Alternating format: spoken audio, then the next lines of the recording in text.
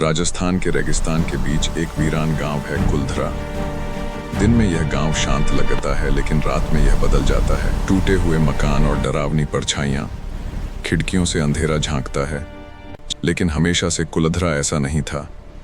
एक समय था जब यह गांव खुशहाल था। यहाँ पालीवाल ब्राह्मण रहते थे, बुद्धिमान और मेहनती। हर घर में खुशियां थीं। तभी जैसलमेर का एक निर्दयी दीवान आया। उसकी नज़र गांव की एक सुंदर लड़की पर पड़ी। वह सरपंच की बेटी थी। दीवान ने आदेश दिया, लड़की उसे सौंप दी जाए, वरना पूरे गांव को नष्ट करने की धमकी दी। पूरा गांव डर गया। हर चेहरा सन्न था। लड़की ने बड़ा फैसला लिया। उसने कहा, हम गांव छोड़ देंगे। सीन 20 अपनी इज्जत बचाने के लिए। उस रात कोई रोया नहीं, कोई चिल्लाया नहीं।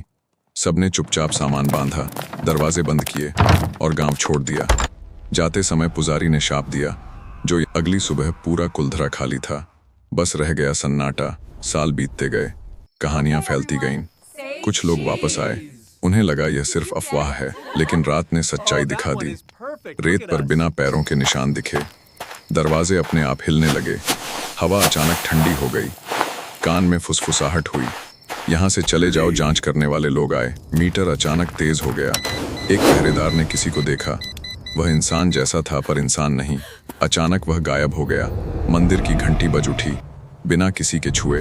पहरेदार कांपने लगा। उसकी सांस रुक गई। एक औरत की आत्मा रो रही थी। कहीं बच्चे की हंसी सुनाई दी। एक पुरुष आत्मा खड़ी थी।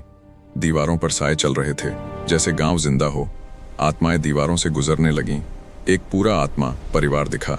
सब चुप और दुखी। वे जाना चाहते थे, पर शाप ने रोक रखा था। रात के 12 बजे अंधेरा और गहरा हो गया। हवा रुक गई। कदमों की आवाज आई, पर कोई दिखा नहीं। पर्यटक गांव में रुके। उन्होंने चेतावनी नहीं मानी।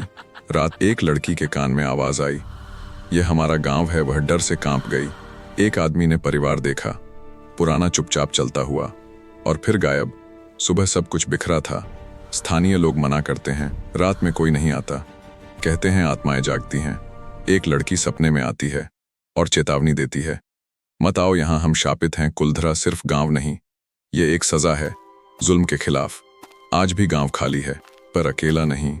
कुछ हमेशा रहता है, जो दिखता नहीं पर महसूस होता है। अगर आप यहाँ जाए तो पीछे जरूर देखें। शायद कोई खड़ा हो, आपको देख रहा हो मुस्कुराते हुए, क्योंकि आप उसकी जगह पर हैं जहाँ से वह गया था, पर लौट नहीं पाया। कभी भी कुलधरा इंतजार करता है अगले मेहमान का, शायद आपका। क्योंकि कुछ जगहें कभी खाली नहीं होती, बस चुप रहती हैं।